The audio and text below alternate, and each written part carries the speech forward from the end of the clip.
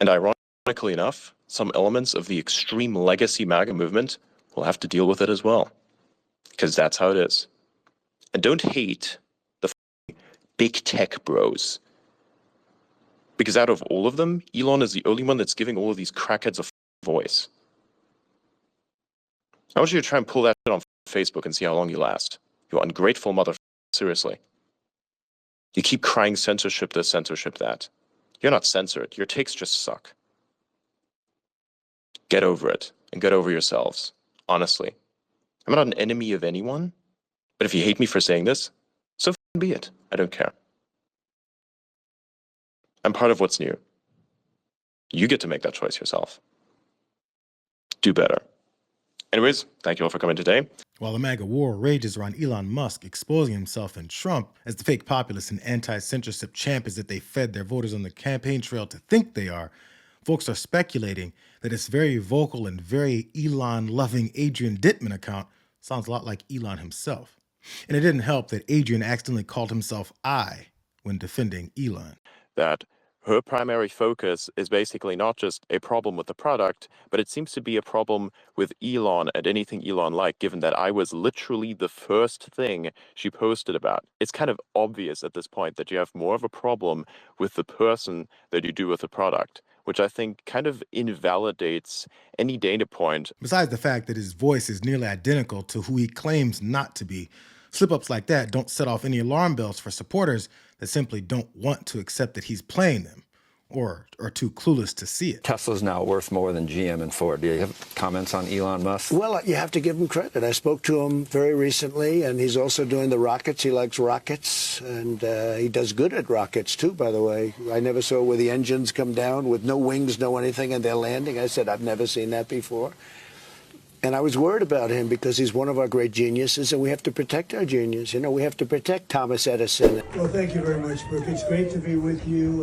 This is a very special kind of an evening because we just had a big victory. You may have read about it. Elon, thank you for helping with the campaign. And also, thanks for that. He gave me the greatest endorsement. And as you probably know, he's a high IQ individual.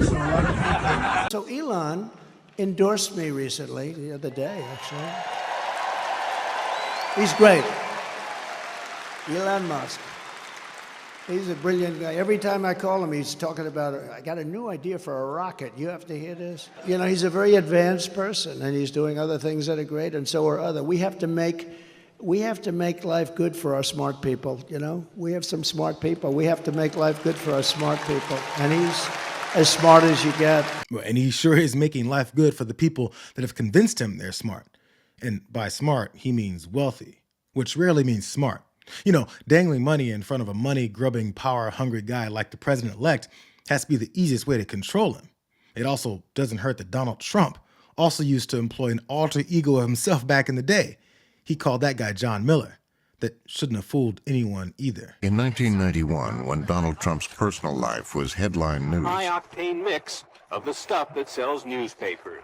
He did a phone interview with People magazine under the name John Miller. What's your name again? John Miller. It's an artifact of the time in that he never disguised his voice. It's clearly Donald Trump when you listen to the recordings. Have you met him? He's a good guy. He's going to always treat her well as he treated his wife well. I mean, this was his way of pulling himself out of himself and touting himself to reporters in a way that even Donald Trump, with all his unbridled ego, couldn't bring himself to do. You know, he's somebody that has a lot of options, and frankly, he gets called by everybody. He gets called by everybody in the book in terms of women.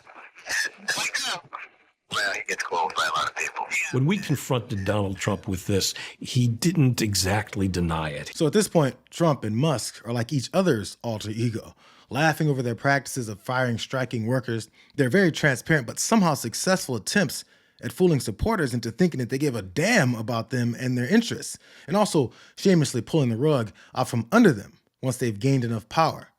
But there just might be an expiration date on this bromance if the richer guy that bought off the dumber rich guy doesn't slow down with this high stepping. Because, as Diana Falzone wrote, sources close to the transition, who spoke on a condition of anonymity to reveal internal conversations, They said that Trump is growing weary of Musk's omnipresence, as well as the media attention his antics are garnering. 100% Trump is annoyed, said one Trump insider who worked on the 2024 campaign. There's a Chinese saying, 2 tigers cannot live on one mountaintop. And while the infighting grows all over social media, Susie Wiles, Trump's pick to be his savvy new chief of staff, she sent out a transition-wide memo on social media use. In the memo, Wiles forbade members of the incoming administration and transition from making any comments on social media without prior approval from the incoming White House counsel. But considering the fact that Elon Musk is operating as the shadow president-elect with no official role in the administration, he may not give a damn about paying attention to her directives. So he's kind of like an oligarch or something that keeps getting his way, despite even the drug use that the Murdoch-owned Wall Street Journal reported includes LSD, cocaine, ecstasy, mushrooms, and ketamine. But no worries.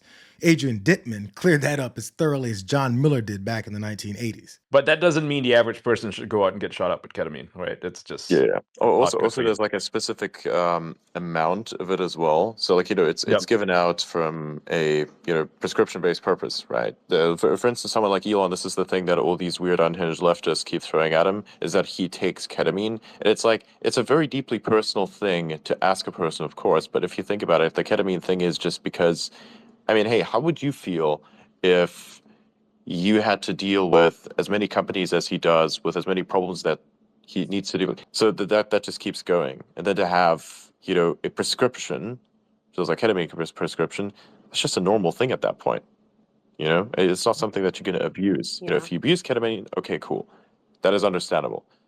But that's not what this is. That's not what a prescription is for.